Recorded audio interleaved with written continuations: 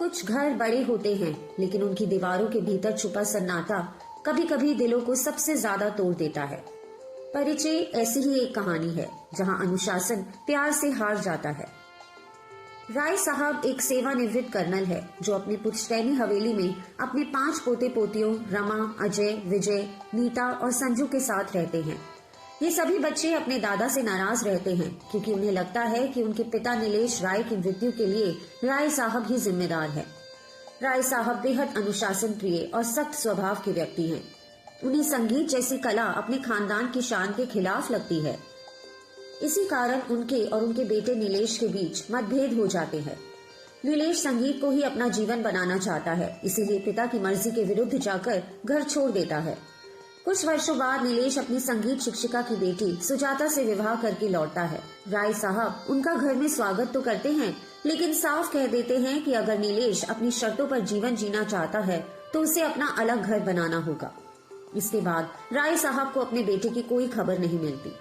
अगले 17 वर्षों तक वे बेटे का इंतजार करते हैं, क्योंकि उन्हें यह भी नहीं पता होता कि नीलेश कहाँ गया है। जब अंततः राय साहब को यह पता चलता है कि उनका बेटा अब इस दुनिया में नहीं रहा तो वे टूट जाते हैं।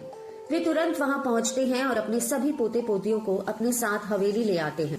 वे बच्चों को हर तरह की सुविधा देते हैं, लेकिन बच्चों के दिलों में उनके लिए कड़वाहट भरी है।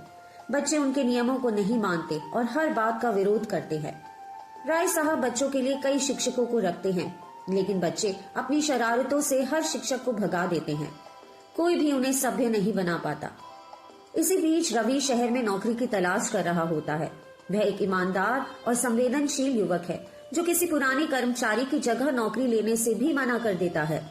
तभी उसे अपने चाचा का पत्र मिलता है जिसमें राय साहब के घर बच्चों को पढ़ाने की नौकरी का प्रस्ताव होता है। रवि अनाथ है, लेकिन अपने चाचा और चाची के बहुत करीब है।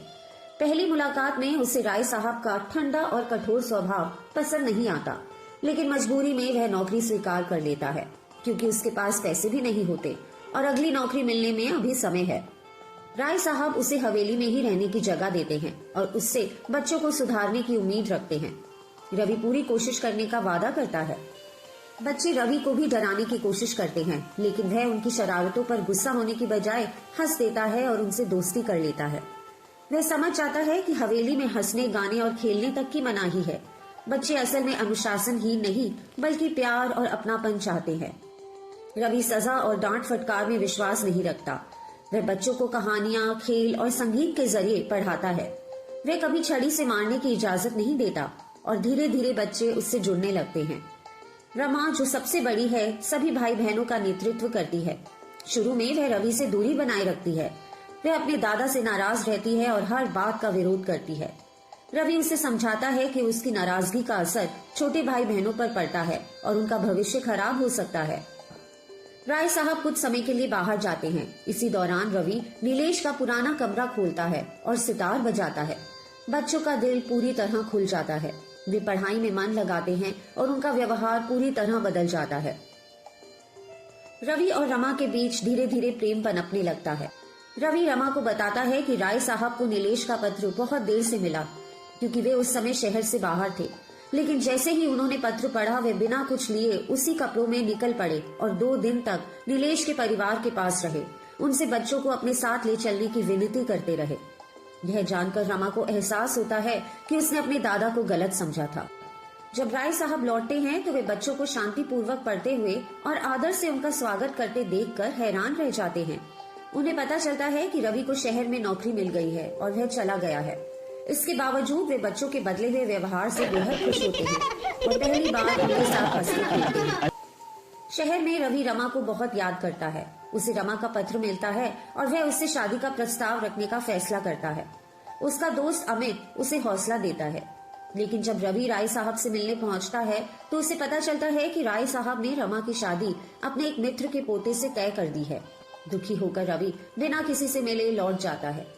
जब राय साहब रमा से पूछते हैं कि क्या वह रवि से मिली थी, तो उसके चेहरे के भाव देखकर उन्हें सच्चाई समझ आ जाती है। वे तुरंत रमा को लेकर स्टेशन पहुंचते हैं।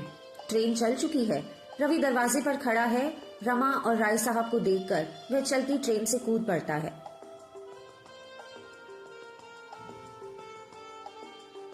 तीनों मिलते हैं आंसुओं और मुस्कान के साथ। और अंतिम दृश्य में यह संदेश आता है, रवि और रमा की शादी सोमवार 9 अप्रैल को है। आप सादर आमंत्रित हैं। उस दिन एक दादा को अपने पोते पोतियों का और बच्चों को अपने दादा का असली परिचय मिला, प्यार का, अपनापन का और माफी का। और एक घर जो कभी खामोश था, हंसी, संगीत और रिश्तों से फिर से जिंदा हो उठा। आपको आज की कहानी कैसी लगी नीचे कमेंट्स में जरूर बताइए और इस चैनल को लाइक, शेयर, सब्सक्राइब जरूर कीजिएगा। धन्यवाद।